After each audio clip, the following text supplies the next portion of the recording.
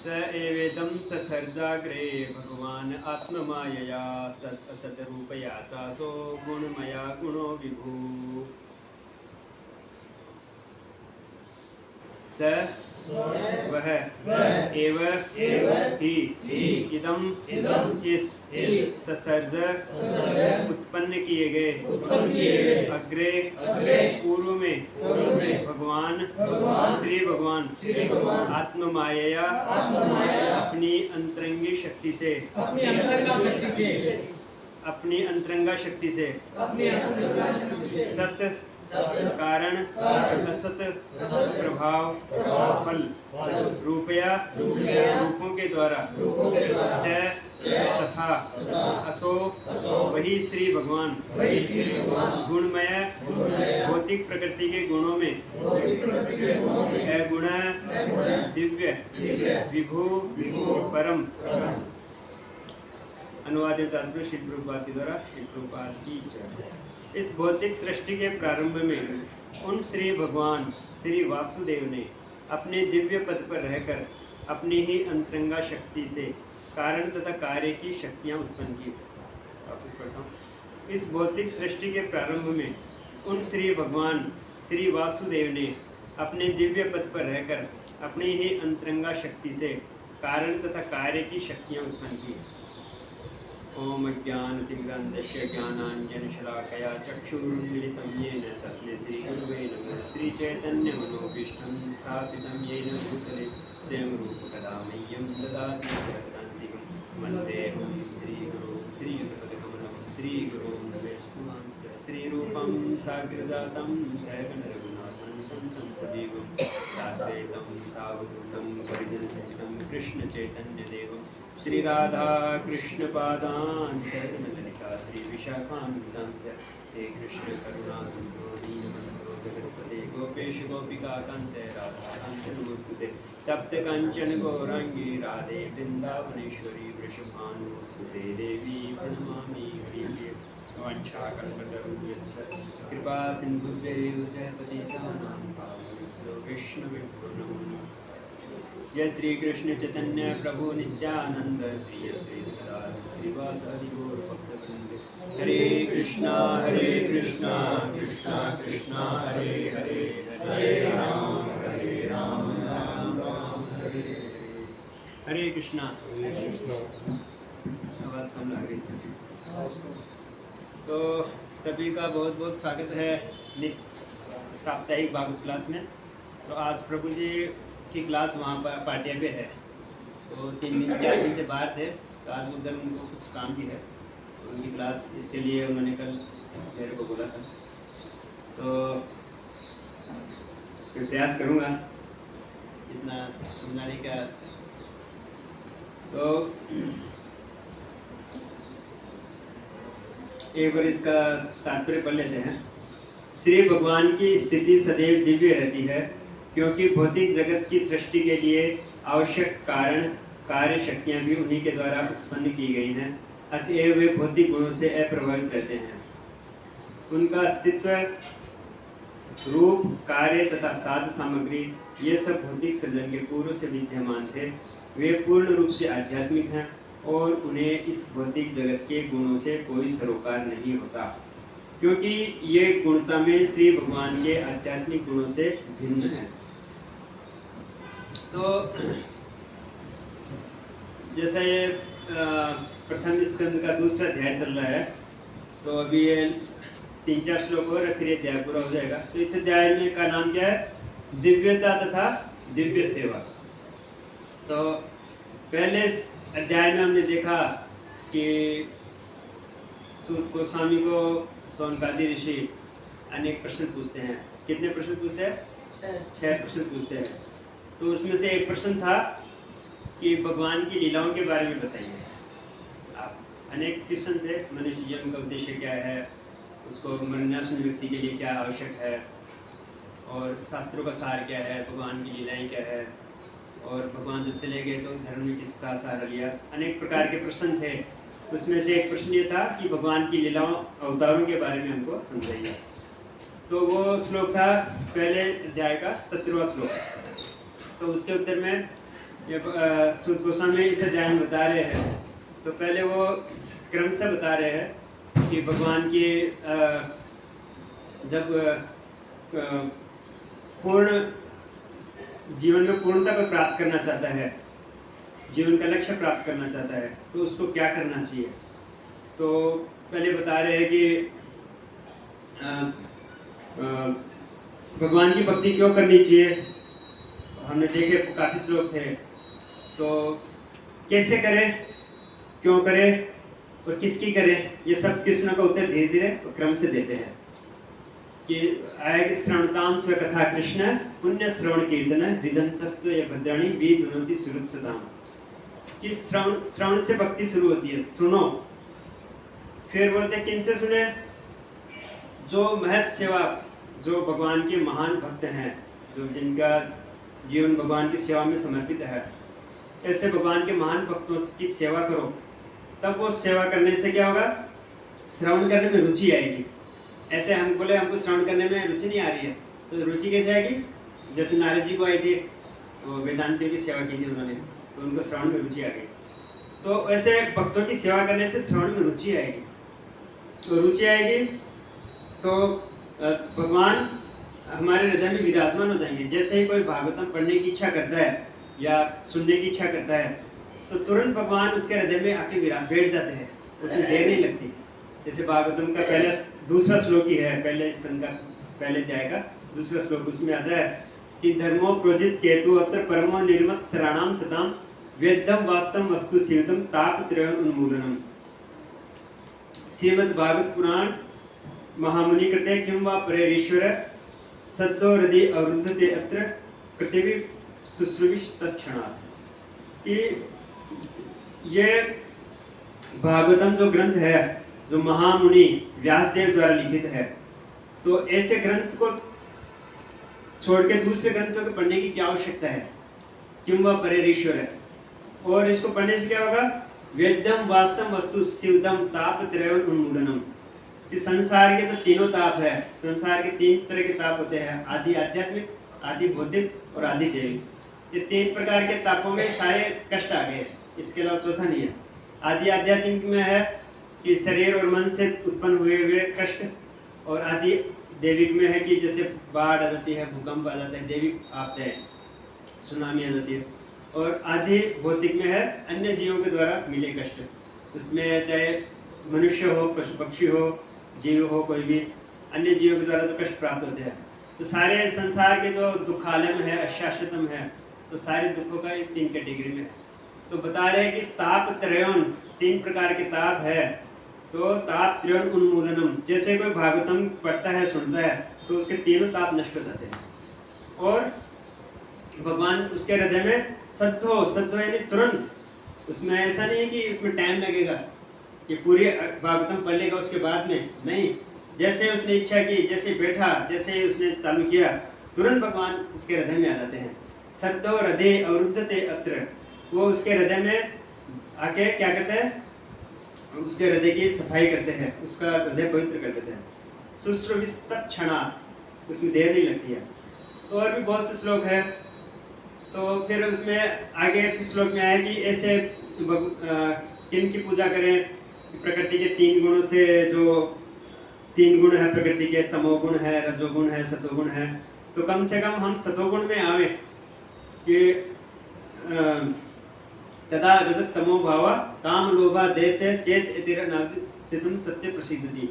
कि कम से कम सतोगुण में हम आए, तब हम समझ पाएंगे कि भक्ति क्या है, हम कौन है, भगवान कौन है, कैसे भक्ति करें, ये सब चीज़ें सब सतोगुण के प्लेट पर भी समझ में आएगा।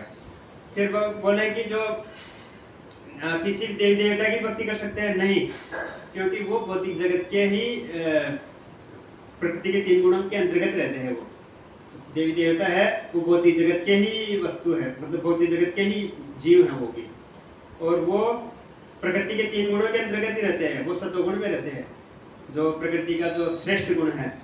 तो उनसे भी, उनका भी बहिष्कार किया है। तो फिर बताया है कि किनका करें, तो जो ब्रह्मा जी का करें, शिव जी का पूजा करें, तो जैसे काली जैसे गौरूपों का पूजा करें, नहीं। सतोगुण के जो विष्णु हैं, कम से कम उनकी पूजा करनी चाहिए। और उनसे हमको जो लाभ प्राप्त होगा वो असीम शाश्वत होगा, और बाकी सभी देवी देवताओं से जो लाभ प्राप्त होने वाला है वो इस भौतिक जगत में नष्ट होने पर वो भी नष्ट हो जाएगा। तो फिर आगे बताया कि किनकी भक्ति करें, कैसे करें और क्यों करें, ये सब चीज़ हमने प्रभु जी के मुख से सुनी। फिर इसलिए श्लोक है जो हम एक बार इसको पढ़ लेते हैं, इसलिए जो 2 श्लोकों का जोड़ा है तो उसमें बताया है, आप भी सब गाइए साथ में, 28 और 29 नंबर। वासुदेव परा वेदा वासुदेव परा महा वासुदेव परा योगा वासुदेव परा क्रिया वासुदेव परम ज्ञानम वासुदेव परम तप वासुदेव परो धर्मो वासुदेव परा गति। इसमें बता रहे हैं कि सभी जो कार्य आध्यात्मिक कार्य हैं, हम यज्ञ करते हैं, तपस्या करते हैं और वेदों का अध्ययन करते हैं और योग करते हैं, अनेक प्रकार की योग पद्धतियां हैं भगवान को प्राप्त करने की, और भक्ति के जो कार्य हैं और ज्ञान है, तपस्या है, तो उन सब की जो लक्ष्य है, सबका जो लक्ष्य है तो वो है भगवान वासुदेव को प्रसन्नता के लिए करें, हम वासुदेव की तुष्टि के लिए करें। यस्मिन् तुष्टे जगत तुष्टि अतः पुंभिर द्विजय सृष्टा वर्णाश्रम विभाग से स्वनुष्ठिस्तस्य धर्मस्य संसिद्धि हरिदोषम। तो जो भी सारे कार्य हैं वो सारे कार्यों का एक ही अल्टीमेट उद्देश्य है कि भगवान कैसे प्रसन्न हो, भगवान की प्रसन्नता कैसे हो, उसमें सब धर्म का सार छिपा हुआ है। तो इसलिए भगवान बोले हैं ना कि गीता के जो आखिरी जो निष्कर्ष बता रहे हैं भगवान, सारांश, कि सर्वधर्मान परित्यज्य मामेकम शरणं व्रज, सब कुछ त्याग दो जो मैंने बताया अभी तक, खाली मेरी शरण में आ जाओ, मुझसे प्रेम करो, मेरे में मन लगाओ, मेरी पूजा करो, मुझे नमस्कार करो। तो ये भगवान निष्कर्ष दे रहे हैं। तो गीता में एक श्लोक आता है 15वें अध्याय का 15 श्लोक आता है 15.15 में कि वेदेश सर्वे अहमेव वेदो। उसका जो श्लोक है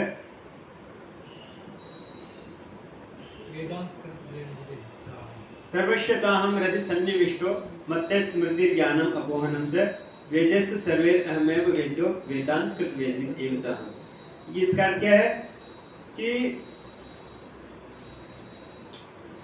सारे जो वेदों को जानने का उद्देश्य है, वेदों का जो ज्ञान है उसको जानने का उद्देश्य क्या है, मुझे जानो, भगवान बोल रहे हैं। उसका उद्देश्य ये है। अगर कोई व्यक्ति वेद पढ़ के वो नहीं जान रहा है तो वो व्यर्थ हो गया, और कोई वेद नहीं पढ़ा परंतु उसने सत्संग में किसी भक्त के मुख से सुन लिया और उसके मन में बैठ गया कि सारे कार्य का उद्देश्य, वेदों का उद्देश्य भगवान कृष्ण की प्रसन्नता है, तो वो वेद पढ़ा हुआ बराबर ही है।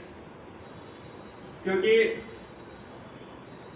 भगवान और क्या बता रहे हैं, वेदों का संकलन करता भी मैं हूँ, व्यासदेव जी के रूप में वही थे सत्यावेश अवतार, और लिखा मैंने है और इसके द्वारा मुझे जाना चाहिए, और वेदांतकृत वेदविद वेदांतकृत वेदविद एव चाहम वेदेश सर्वे अहमेव वेदो। वेद की जो जानने की जो वस्तु है वो मैं हूँ। तो वेद हम पढ़ेंगे तो हमारे समझ में नहीं आएंगे, हमारा पूरा जीवन निकल जाएगा, परंतु जो वेद की जो व्याख्या है वेदांत, उसकी टीका है ये भागवतम।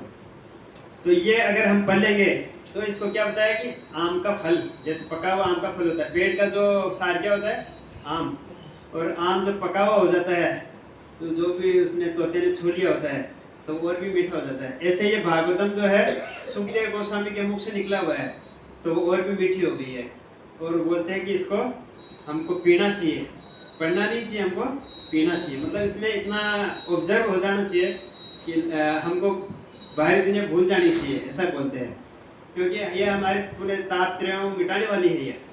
तो इसमें हमको रोज़ नियम पूर्वक आधा घंटा 1 घंटा जितना हमको समय रहे ज़रूर से पढ़ना चाहिए, क्योंकि ये भक्ति के लिए बहुत आवश्यक है गीता और भागवतम का पढ़ना, क्योंकि स्वयं भगवान के भागवतम के रूप में प्रकट हुए भगवान।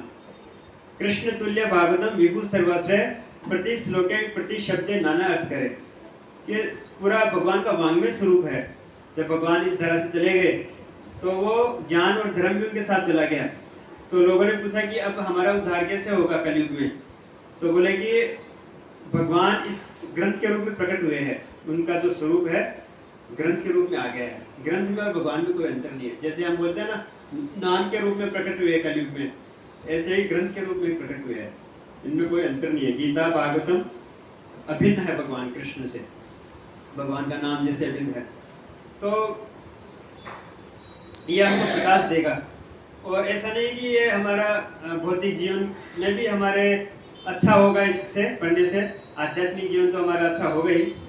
तो सारे कार्यों का उद्देश्य है 8वें अध्याय में गीता के लास्ट का श्लोक है, वेदेषु यज्ञेषु तपस्सु चैव दानेषु यत् पुण्य फलम प्रतिष्ठम अत्येति तत्सर्वं विधिं विदित्वा योगी परम स्थान उपैति चातम्।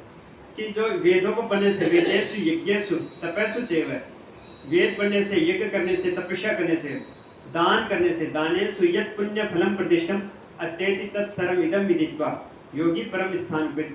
तो जो भगवान का भक्त है ये सब कार्य नहीं कर रहा है, वेद नहीं पढ़ रहा है, यज्ञ नहीं कर रहा है, तपस्या नहीं कर रहा है, दान नहीं कर रहा है, तो वो खाली क्या कर रहा है, हरे कृष्णा कृष्णा कृष्णा हरे हरे, हरे राम राम राम हरे। वो खाली भगवान का नाम जप कर रहा है, भगवान की भक्ति में सेवा कर रहा है। श्रवणम कीर्तनम विष्णु स्मरण पाद सेवनम अर्चनम वंदनम दास्यम, ये भक्ति की जो 9 विधियां हैं उसमें लगा हुआ है। जैसे अम्बरीश महाराज सारे विधियों से लगे हुए थे, तो वो ये सब वेद वगैरह नहीं पढ़ रहा है या तपस्या नहीं कर रहा है, तो उसका सारा लाभ मिल जाता है, उसको अपने आप ही मिल जाता है। वो शायद उसको अलग से प्रयास करने की आवश्यकता नहीं होती। जैसे बोलते हैं 500 के नोट में 100 का नोट भी आ गया, हम उसको छुट्टा कराएंगे तो 50 का भी आ जाएगा, 20 का भी आ जाएगा। ऐसे ही ये भगवान की कृष्ण की भक्ति है, वो जड़ में पानी डालने के बराबर है या पेट में भोजन डालने के बराबर है, सारा अंग संतुष्ट हो जाएंगे। तो उसको फिर अलग से, क्योंकि मनुष्य जीवन कितना है, एक ऐसे अभी बरसात का मौसम है, बिजली कड़कती है तो कितनी देर पर कड़कती है, 1 सेकंड 2 सेकंड। तो हमारा जो मनुष्य जीवन है तो वो इतना लंबी यात्रा है हमारा, ये जो अभी हम मनुष्य योनि में आए हैं तो इतनी लंबी यात्रा है।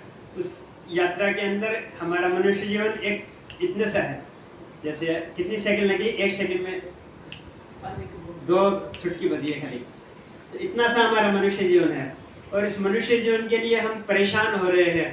जो सृष्टि को बनाया है भगवान ने, और जो ब्रह्मा जी ने क्या किया, जगत प्रभु ब्रह्मा जी ने क्या किया, सृष्टि का निर्माण किया ना। मैं निर्माता तो भगवान कृष्ण है, गौण सृष्टा है ब्रह्मा जी। तो ब्रह्मा जी का आयुष्य कितना है, 432 करोड़ साल का उनका एक दिन होता है, 12 घंटे, इतनी उनकी रात होती है। तो ऐसे ब्रह्मा जी के 864 करोड़ साल का एक दिन होता है, दिन रात। ऐसे ब्रह्मा जी के महीने होते हैं, ऐसे उनके साल होते हैं, ऐसे उनका भी उम्र 100 साल ही है, हमारा भी 100 साल है। एक चींटी है जो रात में जन्म लेती है, मच्छर, तो वो सुबह हम देखते हैं तो मर जाता है, उसका भी आयु 100 साल ही है, परंतु उसके काल की अवधि कम ज़्यादा होती है। तो वो ब्रह्मा जी के जो एक दिन की आयु हम कैलकुलेटर में गणना नहीं कर सकते हैं, तो उनके पूरे जीवन की आयु तो हम इस भौतिक जगत का कैलकुलेटर फेल है, अरबों नहीं, खरबों नहीं, और शंख नील पदम आगे संख्या नहीं आती है। ऐसा ब्रह्मा जी का जीवन होता है। तो ऐसे ब्रह्मा जी के जीवन में हमारा जीवन कितना है, इतना सा, इतना सा। हम 84 लाख योनि में घूमते घामते इस मनुष्य योनि में आए हैं, और मनुष्य योनि मात्र 100 साल की है।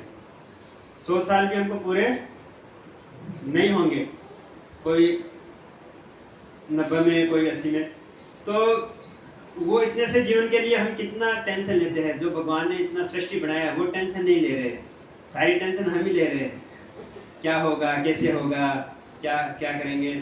क्योंकि बोलते हैं कि जिस दिन से मनुष्य, प्रहलाद महाराज का मैं पढ़ रहा था 7वें स्कंद में आता है, तो उसमें बता रहे हैं कि मनुष्य का दुख उस दिन से चालू होता है जिस दिन से वह सुखी होने का प्रयास करता है।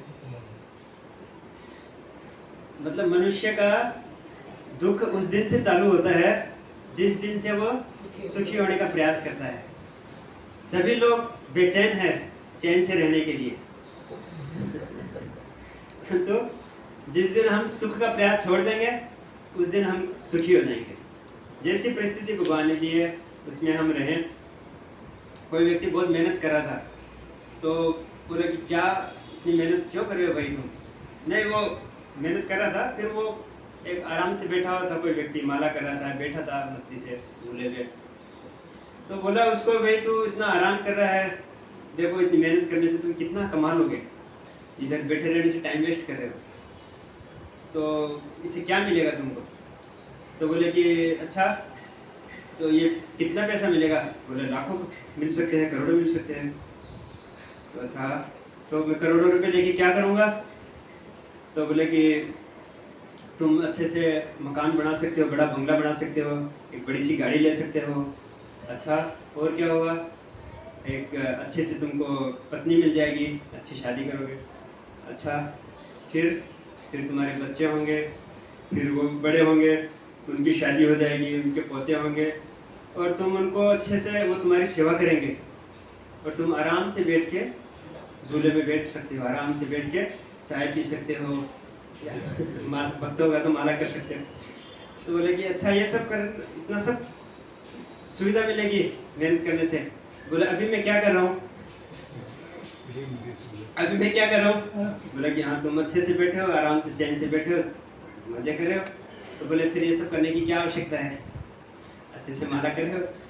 तो हमको पता नहीं कि हम सुखी कैसे होंगे, तो भागवत बता दी हमको। भागवत में क्या बताया? कामेस्य नेन्द्रिय प्रीति लाभो जीवेत यावता जीवस्य तत्व जिज्ञासा नार्थार्थाय कल्पते, कि हमको उतना ही प्रयास करना चाहिए जितना हम भक्ति में बाधक नहीं हो। कमाई के लिए कोई वो नहीं है कि आप, मतलब मुख्य कार्य क्या है?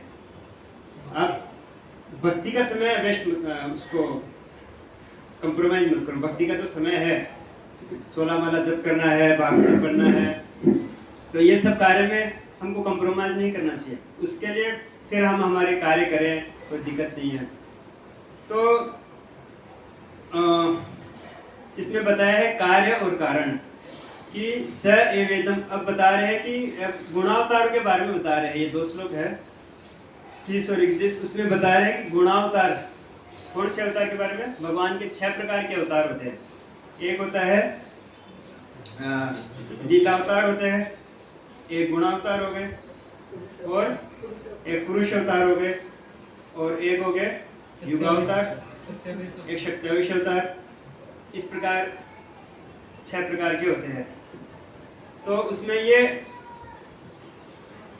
पुरुष अवतार के बारे में बता रहे हैं, गुणावतार नहीं, पुरुष अवतार के बारे में। कि जैसे हम सब जानते हैं, बार बार हमने सुना है प्रभु जी के मुँह से, कि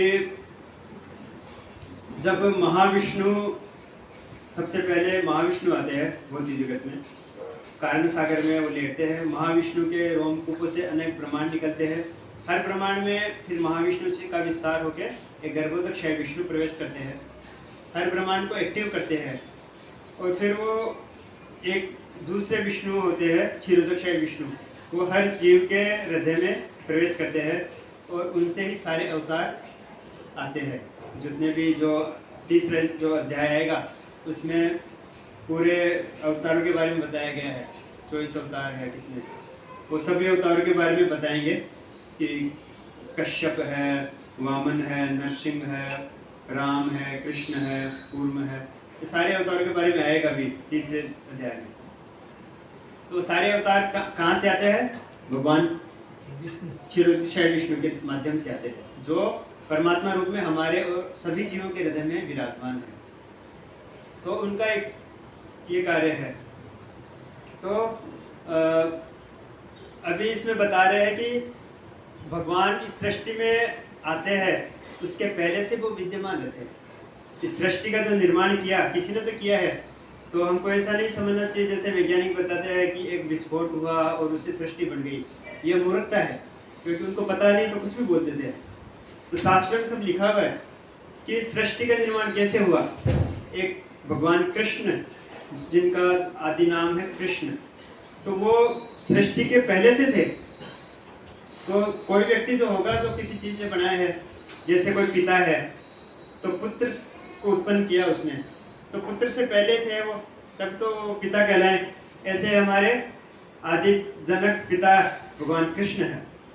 सर्व योनिषु कौन्तेय मूर्तय संभवन्तेया तांसां ब्रह्म अहम योनि सर्व बीज प्रदा पिता। भगवान कृष्ण गीता में बता रहे 14 अध्याय में कि मैं सभी जीवों का बीज प्रदाता पिता हूँ।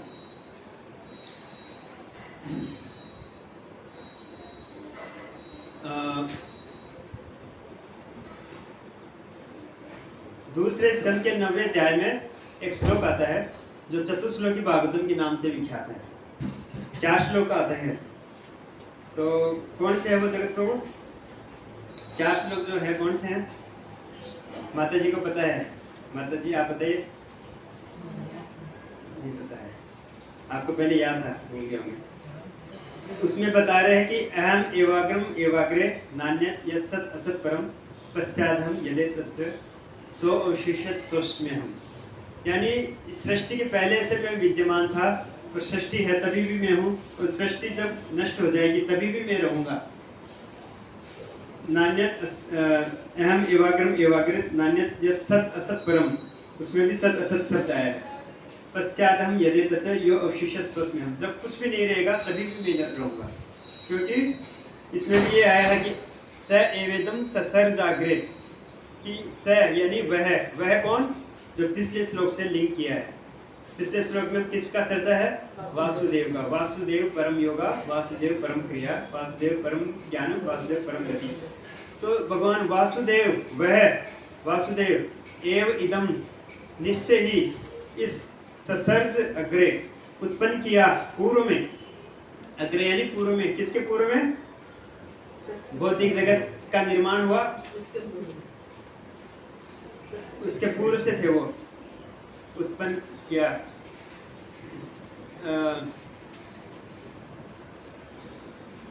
भगवान आत्म माया, और कैसे किया? अपनी आत्म माया से।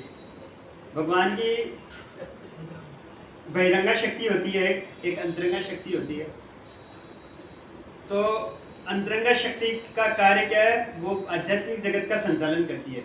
उसकी अधिष्ठात्री देवी है राधा जी, और बहिरंगा शक्ति की अधिष्ठात्री देवी है देवी दुर्गा, जिसको हम महामाया बोलते हैं। और आध्यात्मिक शक्ति, अंतरंगा शक्ति को बोलते हैं योग माया, जो भगवान की लीला में सहायता करती है। तो भगवान को कुछ कार्य करने की आवश्यकता नहीं है। जैसे हम कोई मकान बनाएंगे तो हमको कितना परिश्रम होता है, फिर मकान बनने के बाद भी बरसात में वो लीक होने लग जाता है। परंतु भगवान को मात्र इच्छा करनी रहती है, एक सृष्टि का निर्माण हो जाए, भौतिक जगत का निर्माण हो जाए, तो उनकी अंतरंगा शक्ति तुरंत वो निर्माण कर देती है। भगवान महाविष्णु के सांस से वो ब्रह्मांड निकलते हैं, विलीन हो जाते हैं। तो उनको कुछ न तस्य कार्यं करणं च विद्यते परस्य शक्ति विविधे श्रूयते स्वाभाविक ज्ञान भले क्रिया च। तो उनकी शक्तियाँ कार्य कर रही हैं, तो वो स्वयं नहीं करते हैं। जैसे गीता में भगवान बताते हैं 90वें अध्याय के 4 श्लोक कि मया ततम इदम सर्व जगत अव्यक्त मूर्तिना मत स्थानी सर्वभूतानि न चाहम देश अवस्थितम, कि मैं इस जगत में अव्यक्त रूप में व्याप्त हूँ। कोई भी स्थान, कोई भी कण ऐसा नहीं है जहाँ मैं नहीं हूँ। परंतु भगवान अपने जो द्विविध श्याम सुंदर रूप में वहाँ पर नहीं है, वो अपनी शक्ति के माध्यम से है। जैसे हम बोलते हैं कि सभी जगह माया का राज्य है भौतिक जगत में, ऐसे ही भगवान इस जगत में कण कण में विद्यमान है। तो भगवान कैसे विद्यमान है हम जैसे समझ सकते हैं, जैसे एक रसगुल्ला है या गुलाब जामुन है, तो वो उसको हमको किस में डालना पड़ता है? चाशनी में डालना पड़ता है, तभी मीठा होगा। जैसे बिना चाशनी का तो रसगुल्ला हमको वो कुछ टेस्टी नहीं लगेगा। तो वो गुलाब जामुन के बाहर रस है या गुलाब जामुन के अंदर रस है? बताइए। गुलाब जामुन के अंदर है, बाहर नहीं है, क्योंकि वो रस के अंदर तैर रहा है। बाहर भी रस है, अंदर भी रस है। ऐसी कोई जगह है अंदर जहाँ रस नहीं है? सभी जगह व्याप्त है। जैसे हवा सभी जगह व्याप्त रहती है, ऐसे भगवान सभी जगह व्याप्त है। मया तदम इदम सर्वम जगत अव्यक्त मूर्तिना। अव्यक्त मूर्ति यानी बिना कोई परमात्मा स्वरूप में सभी जगह विद्यमान है। तो 13वें अध्याय में, गीता के 13वें अध्याय में एक श्लोक आता है, जो उसमें यही बताया गया है कि कैसे कार्य कारण कर्तव्य हेतु प्रकृति रुच्यते। उसमें प्रकृति के बारे में बताया है। अच्छा, हम प्रकृति के बारे में क्यों पढ़ रहे हैं, क्यों सुन रहे हैं बार बार? तो प्रभु जी ने बताया था कि प्रकृति के बारे में पढ़ने से इस भौतिक जगत का भगवान ने निर्माण किया, तो कोई कह सकता है कि हमको भौतिक जगत में रहना ही नहीं है, इसके बारे में हमको क्यों ज़्यादा जानकारी करें, जिस गली में हमको जाना नहीं उसका पता क्यों पूछे? तो ये ज़रूरी है। किस चीज़ के लिए ज़रूरी है? क्योंकि ये भौतिक जगत का निर्माण भगवान ने कैसे किया, उसमें कैसे वो क्रिएशन होता है, कैसे वो प्रक्रिया होती है, तो वो सब चीज़ जानने से 8 चीज़ें होती है।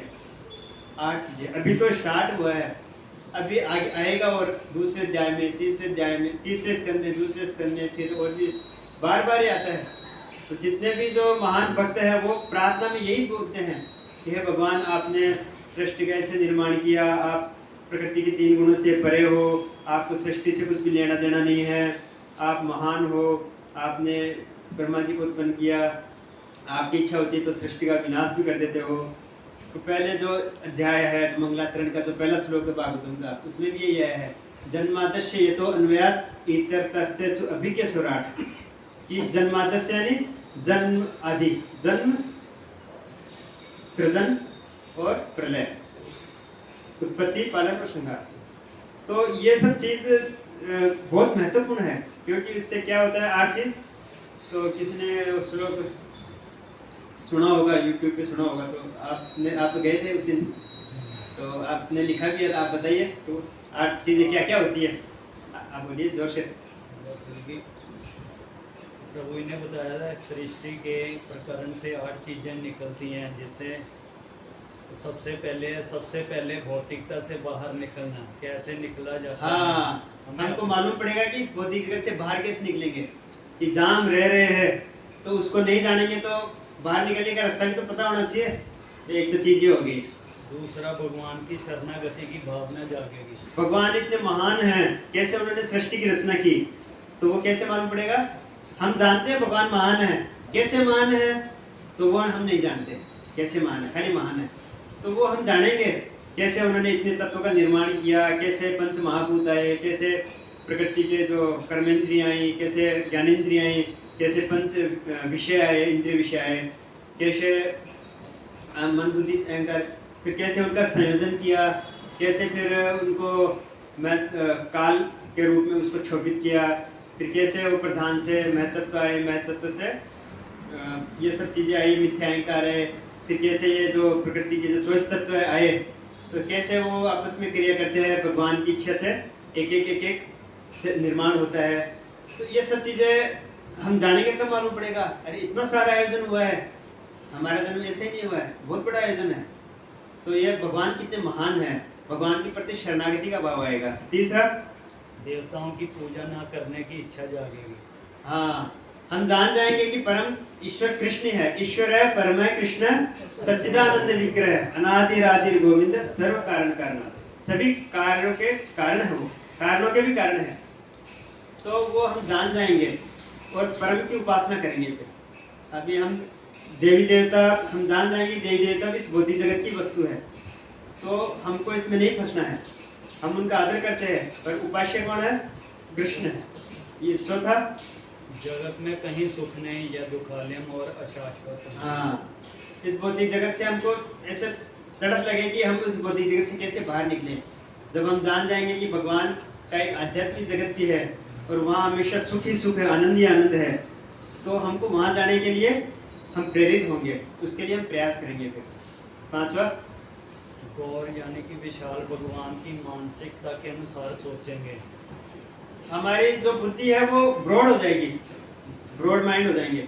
जैसे किसी व्यक्ति को जाना है स्टेशन, प्रभु जी उदाहरण देते हैं, तो रास्ते में कोई छुटक पुटक झगड़ा होता है, कोई गाड़ी टच हो गई या ट्रैफिक के कारण कोई झगड़ा, कुछ बात हो गई, तो हम बोलेंगे चलो चलो छोड़ो, मेरे को जल्दी स्टेशन पहुंचना है, इसमें मेरे को टाइम वेस्ट नहीं करना, मेरी गाड़ी निकल जाएगी।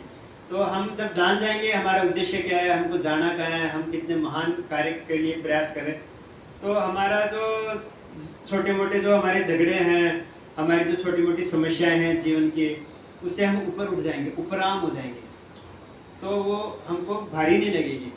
जब बोलते ना बड़े दुख के सामने छोटा दुख भूल जाता है आदमी, तो ऐसे ये हम जान जाएंगे कि हमारा जो असली दुख है कि हम भौतिक जगत में है, जन्म मृत्यु हमारा असली दुख है, बुढ़ापा बीमारी असली दुख है। तो इससे बाहर कैसे निकलें? तो ये छोटी मोटी जो चीज़ें हैं डेली जीवन में आने वाली, तो उसको हमको प्रभावित नहीं करेगी, ब्रॉड माइंड हो जाएंगे। छठा, इसमें प्रभु ने उदाहरण दिया था कि 84 लाख योनियों में एक यही ऐसी योनि है, मनुष्य योनि, जिसमें हम कमाई कर सकते हैं, बाकी योनियां तो हाँ। सब खर्चे में ही है। जैसे और योनि में तो हमने क्या किया, इंद्रिय भोग किया है, और वो गलत भी नहीं है क्योंकि उसमें विवेक नहीं रहता है। मनुष्य जीवन में अगर वही करेंगे तो अपराध है। मनुष्य जीवन ही ऐसा है जिसमें हमको अपराध लगता है, क्योंकि इसका उद्देश्य अलग है, इसमें सुविधाएं अलग है, विवेक दिया है भगवान, ज्ञान दिया है, और वो हम कर सकते हैं। जिसके लिए हम प्रयास करें तो हमको प्राप्त हो सकता है, अगर हम पुरुषार्थ करें तो अगर वो नहीं करते हैं तो हमको अपराध लगता है। इसलिए जब सृष्टि का प्रलय होता है तो रुद्र बहुत क्रोधित होते हैं, संकर्षण भगवान और रुद्र के प्रयास से ये सब अग्नि निकलती है, क्रोधित होते हैं बहुत ज़्यादा। क्यों क्रोधित होते हैं? कि जिस कार्य के लिए आए थे वो कार्य पूरा नहीं किया आप लोगों ने। सृष्टि का निर्माण किया मैंने, परंतु आप यहीं रह गए, आप इससे बाहर नहीं गए, आप आध्यात्मिक जगत में नहीं गए। तो वो क्रोधित होकर इस सृष्टि को वापस नष्ट कर देते हैं। मैंने इतना सब किया परंतु तुमने इसका सदुपयोग नहीं किया, तो उसको वापस विनष्ट कर देते हैं। ऐसा क्रोध करके वो अग्नि निकालते हैं अनेक सैकड़ों सालों तक, और सृष्टि का विलय कर देते हैं। और आगे छठा है, वह हर चीज़ में हर चीज़ को या वस्तु को आध्यात्मिकता से सोचता है और हर चीज़ को कृष्ण से ही मानता है। जब हम जान जाएंगे सभी कारणों के कार्य के कारण भगवान कृष्ण है, तो फिर हमारे पास ऑप्शन ही नहीं है, वही उनके शरणागति होंगे हम, और हर चीज़ में उनको देखेंगे। जल पिएंगे तो उनको देखेंगे, रसोहम मकसूद बनते हैं। कोई भी कष्ट आएंगे तो उनको याद करेंगे, कोई भी सुख आएगा तो उनको याद करेंगे। हम हर समय देखेंगे कि ये कृष्ण इसके पीछे है, कृष्ण की इच्छा होगी तो ऐसा होगा, हम ऐसा सोचेंगे। फिर सातवां है, उसे भगवान की महानता का पता चलता है कि हम कितने भगवान के अधीन तुच्छ हैं हम कितने।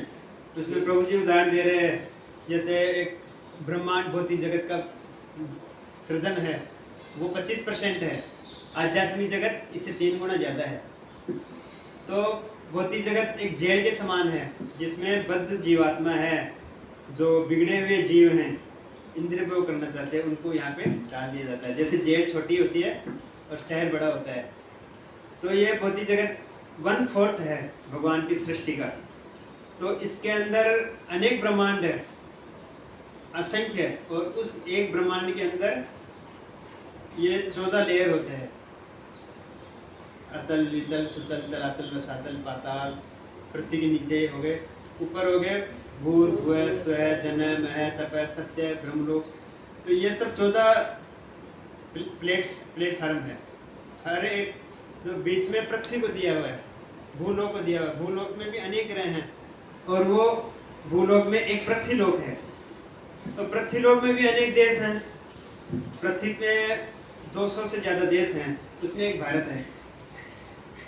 भारत में भी अनेक राज्य हैं, इसमें एक गुजरात है। गुजरात में अनेक शहर हैं, उसमें एक सूरत है। सूरत में अनेक नगर हैं, उसमें एक सिटी लाइट है। सिटी लाइट में अनेक बिल्डिंग्स हैं, उसमें एक मेघ सरमन है। मेघ सरमन में अनेक घर हैं, इसमें एक गौरदामोदर प्रभु का घर है। तो हम यहाँ बैठे हुए हैं, तो वो उसमें अगर हम एक सूरत को भी एक बड़ा सा चार्ट बनाएंगे, इस पूरे प्लेट के जितना चार्ट बनाएंगे, उसमें अगर हम सिटी लाइट को एक पॉइंट से चिन्हित करना चाहेंगे कि सिटी लाइट यहाँ पे है, खाली एक पॉइंट रखना है, तो भी हम नहीं रख पाएंगे, क्योंकि वो दिखेगा नहीं, इतना सूक्ष्म है वो। उस चार्ट में कहीं भी नहीं दिखेगा सिटी लाइट या सूरत, कहीं नहीं दिखेगा। इतनी विशाल सृष्टि है भगवान की, इतना विशाल जीवन है, तो हम कितने तुच्छ हैं, भगवान कितने महान है, ये हम समझ जाएंगे। तो उससे हमारे क्या है, भौतिक जगत का अटैचमेंट कम होगा। और क्या आठवां? आठवां है, हम कितने असहाय और तुच्छ हैं। उदाहरण दिया, हम छोटी मोटी बीमारियों से हिल जाते हैं। इससे पता चलता है कि हम कितने असहाय और तुच्छ हैं। प्रलय की तो बात ही अलग है। एक जरा से अंगुली में जल जाती है, या एक सर्दी जुकाम लग जाती है, बरसात में भीग गए, सर्दी लग गई, जुकाम आ गई, झाड़ा लग गया, तो हमारा पूरे 16 माला, हमारी सब भक्ति सब डिस्टर्ब हो जाती है और डॉक्टर के चक्कर चालू हो जाते हैं। छोटी मोटी बीमारी में, और बड़ी बीमारी आ गई तो हम पूरे हिल जाते हैं। तो हम बिल्कुल असहाय हैं। तो हमें हमेशा भगवान से प्रार्थना करनी चाहिए कि हम हमारी शक्ति से भगवान का नाम नहीं ले रहे, भगवान की शक्ति से ले रहे हैं। वो चाहेंगे तो हम भगवान का नाम ले सकते हैं। भगवान की कृपा से, भगवान के भक्तों की कृपा से ही हम भगवान की भक्ति कर पा रहे हैं। तो ये हम समझेंगे, ये सब जान लेंगे तो बस अभी समय हो रहा है, तो मैं 5 मिनट और लूँगा। उसमें बताया है कि 13वें अध्याय के जो उसमें श्लोक है कि प्रकृतिम पुरुषम चैव विद्यो नादि उभाव की विकारांश गुणांश चैव विद्यो प्रकृति संभवात्। 21वां है, कार्य कारण कर्तृत्व हेतु प्रकृति उच्यते पुरुष सुख दुखानां भोक्तृत्व हेतु उच्यते। यानी कार्य कारण का अर्थ क्या है? भौतिक जगत में ही कार्य कारण होते हैं, आध्यात्मिक जगत में नहीं होते, क्योंकि वहाँ सब चीज, सब कारणों के कारण भगवान कृष्ण है और वहाँ किसी चीज का कोई अभाव नहीं है। तो इस जगत में जैसे हम देखते हैं कि जैसे पंच महाभूत आते हैं, अग्नि जल वायु पृथ्वी आकाश, तो सबसे पहले शब्द आता है, शब्द से आकाश होता है। तो शब्द कारण हुआ आकाश का, आकाश कार्य हुआ, फिर आकाश से उत्पन्न होते हैं स्पर्श इंद्रियां और वायु। तो ये कारण हो, आकाश कारण हो गया किसका? वायु का और स्पर्श इंद्रियों का। स्पर्श इंद्रियों से उत्पन्न होते हैं, वायु से उत्पन्न होते हैं अग्नि, अग्नि और रूप। तो अग्नि और रूप कार्य हो गए किसके? वायु के। वायु कारण हो गया। मतलब जैसे हम देखते हैं कि एक सूरत में लूम्स चलती है, लूम्स पे कपड़ा बनता है, तो कपड़ा किससे बनता है? ग्रे धागे से बनता है, यान से बनता है। तो धागा कारण हो गया और कपड़ा कार्य हो गया। जैसे कोई माता जी सब्जी बना रही है, तो जैसे कोई टमाटर है, आलू है, मसाले है, वो कारण हो गए और सब्जी तो बन के तैयार हुई, वो कार्य हो गया। तो ऐसे ही भगवान बता रहे हैं कि सभी इस संसार में सुख दुख, प्रकृति इस भौतिक कारणों तथा कार्यों की हेतु की जाती है और जीव इस संसार में सुख दुख के भोग का कारण कहा जाता है। तो ये जो संसार है, तो उसमें बताया प्रभुपाद जी ने कि डिजायर्स ट्री है, ये डिजायर्स ट्री, ये संसार क्या है? कल्पवृक्ष है। हमारा जो जैसी हम इच्छा करते हैं, हमारी इच्छा और कार्यों का परिणाम है ये जगत। और जैसे हम इच्छा और कार्य करते हैं, उस हिसाब से हमको एक योनि दी जाती है। तो इस क्योंकि हमने कुछ इच्छाएं हैं हमारी, वो इच्छा आध्यात्मिक जगत में पूरी नहीं हो सकती है, क्योंकि ये दूषित हैं, इंद्रिय भोग की इच्छा है। कृष्ण भूलिया जीव भोगवांछा करे पाछे माया पटी धरे। तो हम भौतिक जगत में इसलिए डाल दिए गए हैं क्योंकि हमारी इच्छाएं हैं और वहाँ आध्यात्मिक जगत में पूरी नहीं हो सकती है। तो इसको भौतिक जगत में डाल दिया भगवान ने, जाओ वहाँ इच्छा पूरी करो। तो फिर शरीर क्यों दिया? अब जैसे मैं पूछूं हरिक्षेत्र प्रभु को कि जब आप इस शरीर में हो, तो क्या आपकी सृष्टि अभी हुई है? आपका जो सृष्टि पहले से थी, आपकी अभी हुई है? आप बताइए, मतलब आपका अस्तित्व अभी है या पहले भी था?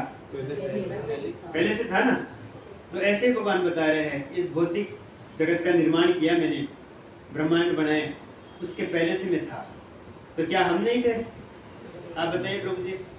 ये भगवान तो कह रहे हैं कि भौतिक जगत का सृष्टि का निर्माण किया, जीव डाले, सब डाला, सब मटेरियल डाला, उसके पहले से मैं था, तो क्या हम नहीं थे उस समय? आप नहीं थे उस समय? थे? कैसे बोल सकते आप थे? क्योंकि भौतिक जगत का निर्माण तो भगवान ने किया, उसके बाद जीवों को डाला उसमें, तो हम पहले कहाँ थे?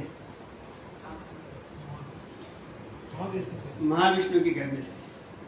क्योंकि हमारा निर्माण जैसे भगवान का निर्माण नहीं होता है, ऐसे हमारा भी निर्माण नहीं होता है। हम तो जीव है, जीव का कभी निर्माण नहीं होता है। ममे वांशो जीव लोके, जीव भूत सनातन है, सनातन है, भगवान के अंश है, सनातन है, और वो हमारे सूरत है, सबसे अच्छे मित्र है भगवान।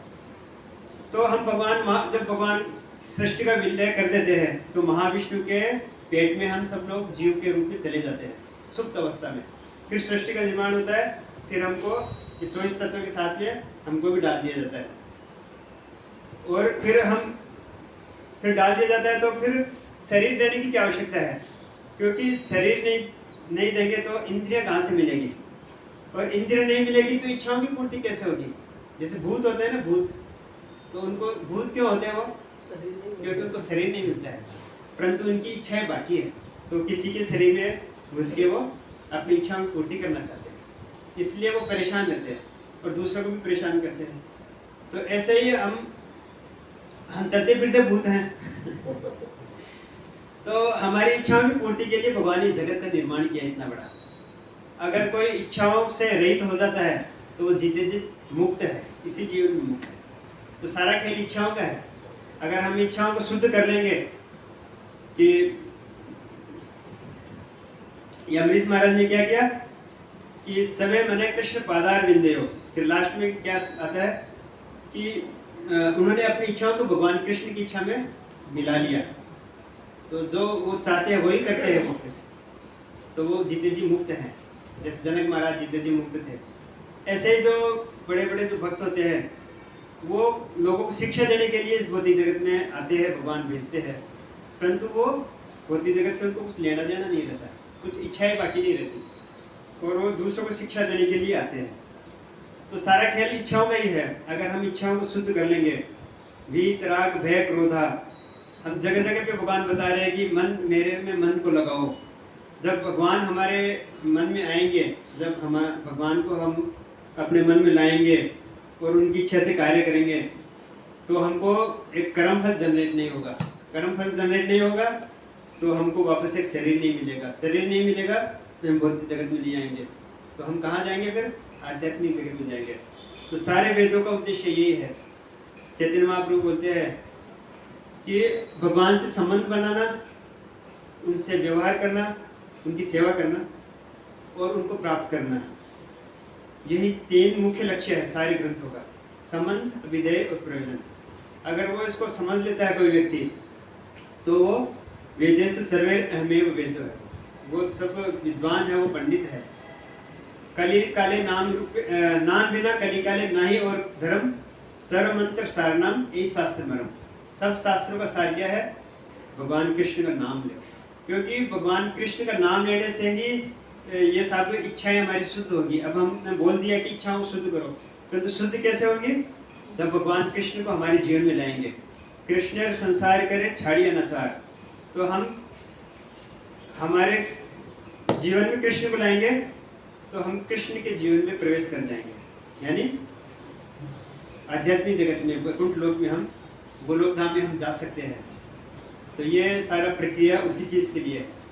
हरे कृष्णा कृष्णा कृष्णा हरे हरे, हरे राम राम राम हरे। तो किसी का कोई प्रश्न तो पूछ सकते हैं? तो किसी का कोई टीका टिप्पणी हो तो सबको समझ में आ गया बराबर से? हरे कृष्णा। ग्रंथराज श्रीमद् भागवतम की जय। श्री प्रभु।